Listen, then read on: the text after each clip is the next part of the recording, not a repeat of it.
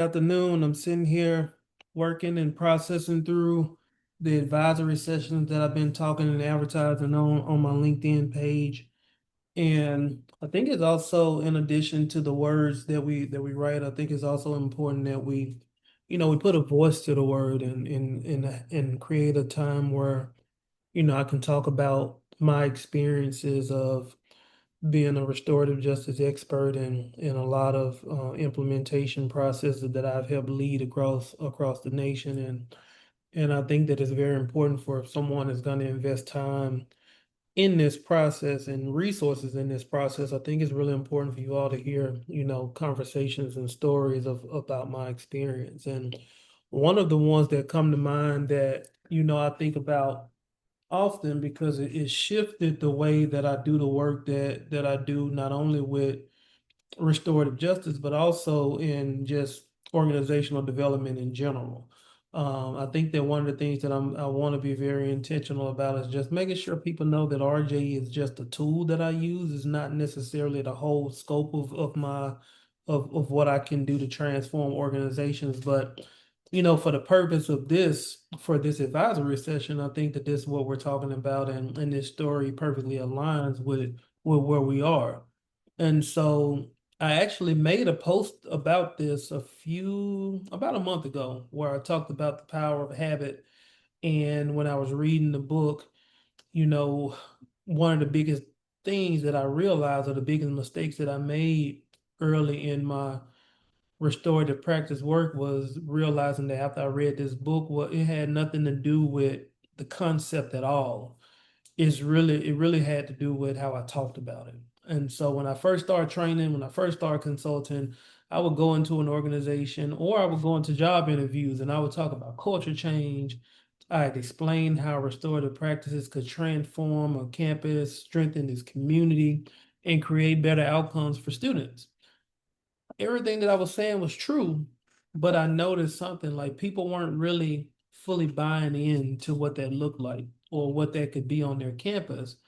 And at first, I thought they were resisting, the concept of just RJ. I didn't think that they were buying into whether or not this approach could work or whether or not it could impact or change their communities.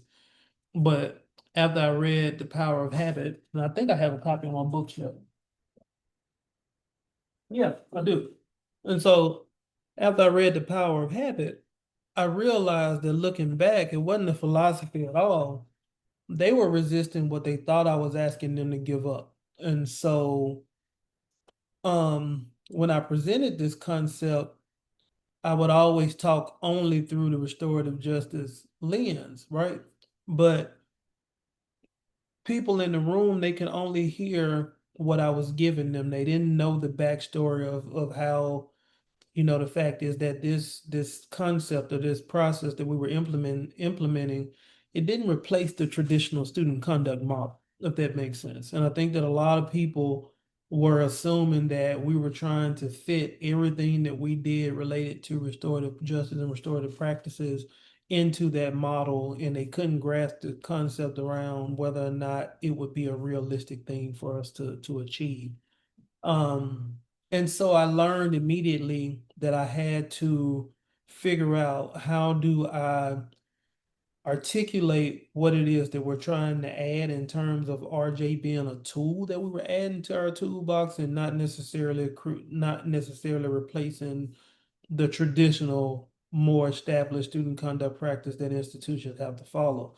And when I was reading the book, it was a perfect example. It was a story about Outkast and their song, what the Andre 3000 song, "Hey Y'all," and that just kind of completely changed what I was thinking about with organizational development. So when the song first came out, the listeners rejected it because it was different. It was different than anything that was on the radio.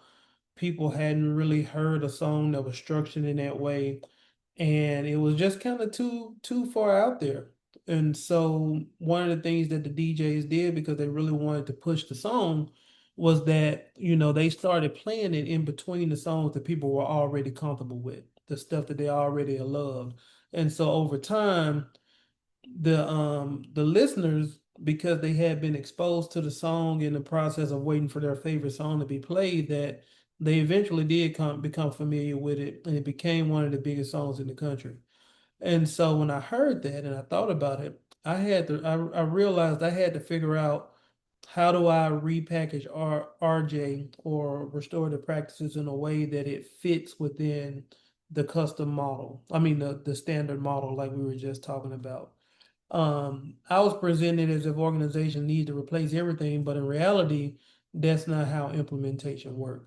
And so once I started showing leaders where restorative practices fit within the system that they already had, rather than positioning it as a replacement for those systems, everything changed.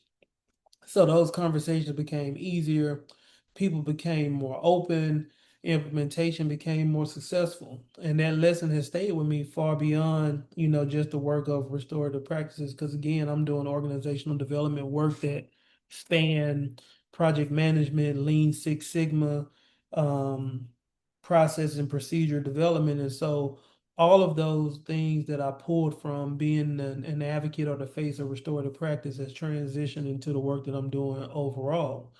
And I've come to believe that people don't really resist change as much as it's a bad idea. They resist it normally because they can't see where it fits. And so if you are someone that's trying to figure out how do I make this fit within my organization and how do I make this fit within the realm of what it is that we are hoping to achieve? I welcome you all to take advantage of the advisory session that we are going to be doing where we can sit down and process a very high level plan of action that you can utilize to maximize your start to implementing this on your campus. And so I look forward to hearing from individuals in terms of signing up for the executive advisory sessions. We've already had a few that signed up that I'm really excited about. And again, I'm only taking about 20 spots. And so right now I have a few that's been taken off the board. So if you want to engage in this process, please feel free to reach out, hit me up. I'll send you the information needed to get you started, and then we'll just kind of go from there.